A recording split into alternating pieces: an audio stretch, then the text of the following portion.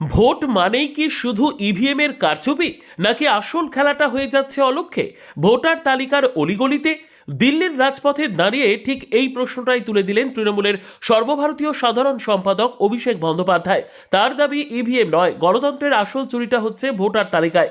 আর এই সত্যটা ধরতে না পারার জন্য কংগ্রেস সহ ইন্ডিয়া জোটের শরিকদের কার্যত কাঠগড়ায় দাঁড় করালেন তিনি।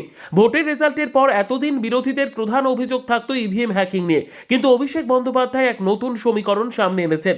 মুখ্য নির্বাচন কমিশনার জ্ঞানেশ কুমারের সঙ্গে বৈঠকের পর তিনি স্পষ্ট জানান, বিহারে আরজেডি বা দিল্লিতে আপ কেউই ধরতে পারেনি যে তালিকায় কারচুপি করে কিভাবে ফল বদলে দিচ্ছে বিজেপি। তার যুক্তি, তালিকায় জালিয়াতি না হলে মহারাষ্ট্র, বিহার বা হরিয়ানার মতো রাজ্যে বিজেপির স্ট্রাইক রেট কখনোই 88% হতো না। অভিষেকের আরও অভিযোগ, সফটওয়্যার ব্যবহার করে ভোট ছাঁটাই করা হচ্ছে।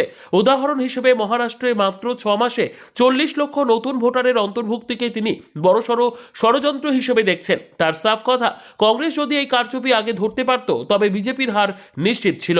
অভিষেক অত্যন্ত আত্মবিশ্বাসের সঙ্গে দাবি করেছেন, দেশের বাকি রাজ্যে যাই হোক, বাংলায় এই তালিকা চুরির ফর্মুলা খাটবে না। কেন এমনটা বললেন?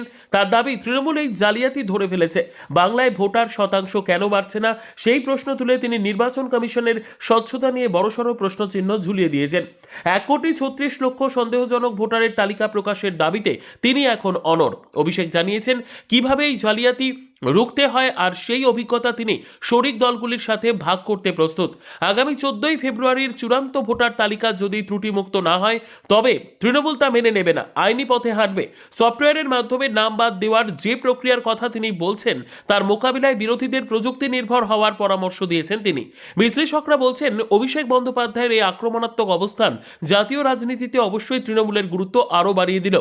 অভিষেক তুলে ধরলেন, শুধু মিছিল মিটিং সীমাবদ্ধ না থেকে আধুনিক প্রযুক্তির লড়াইও বিজেপিকে টেক্কা দিতে প্রস্তুত ঘাসফুল শিবির। এখন প্রশ্ন হলো, কংগ্রেস বা আরজেডির মতো দলগুলি কি অভিষেকের এই বাংলার দাওয়াই গ্রহণ করবে, নাকি ইভিএম এর গোলক ধাঁধাতেই আটকে থাকবে আগামীর লড়াই? রাজনৈতিক বিশ্লেষকদের মতে অভিষেকের এই নয়া রণকৌশল 2026-এর আগে জাতীয় স্তরে বিরোধীদের আন্দোলনের অভিমুখ বদলে দিতে পারে। এখন চূড়ান্ত ভোটার তালিকা প্রকাশ হলেই তৃণমূলের অবস্থান কি হয়, এখন সেটাই দেখার বিষয়। Bureau report, digital news Bangla.